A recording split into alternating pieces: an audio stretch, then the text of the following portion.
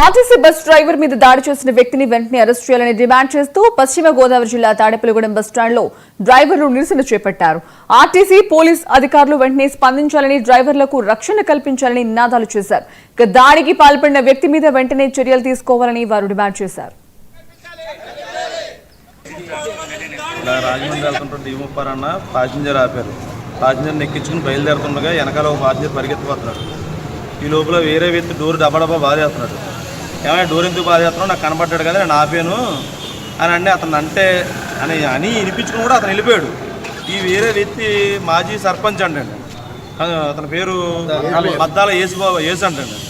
అతను వినిపించుకుని అతనికి సంబంధం లేదు, ఇతను బల్లమే కూర్చున్నాడు. ఆ పక్కన గుడి ఉంటే గుడికాడు బల్లమే కూర్చున్నాడు. అతను ఆ పక్కకు వచ్చి ఏంట్రా వాగుతున్నావు అని అది రకంగా బూతులు మాట్లాడాడు.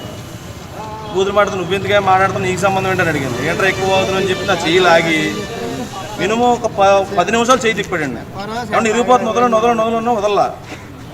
అప్పుడు బస్సులో ప్యాసింజర్లు కూడా తిట్టేపాటికి అతను వదిలి పక్కకి వెళ్ళిపోయాడు. పక్కకి వెళ్తే చెయ్యి అపురంతంగా నిప్పొస్తే ఈ లోపల మన ప్యాసింజర్లందరూ అడుగుని సిఐ గారికి ఫోన్ చేసాం, సమస్యపూడి సిఐ గారికి.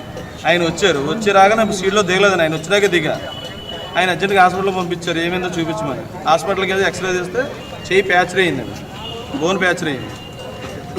లక్షవారం సాయంత్రం 5 గంటలు జరిగింది సార్. ఇప్పుడు దాకా ఏ యాక్షన్ తీసుకోలేదండి. నేను మట్టికి హాస్పిటల్ చుట్టూ తిరుగుతున్నాను, చెయ్యి ఎత్తుకుని ఇరిగిపోయిన చేయితో. కేసు మట్టుకు ఫాల్స్ పనిచేసిన కేసు కట్టారండి.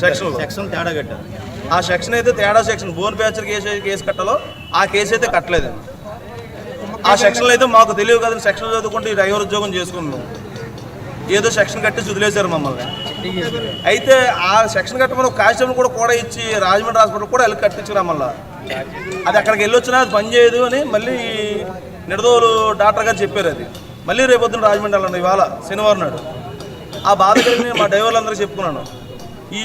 ఏ న్యాయం జరగలేదు ఇప్పుడు దాకా ఏంటని చెప్పి ఇవాళ బళ్ళన్నీ ఆపవాలని జరిగింది మాకు.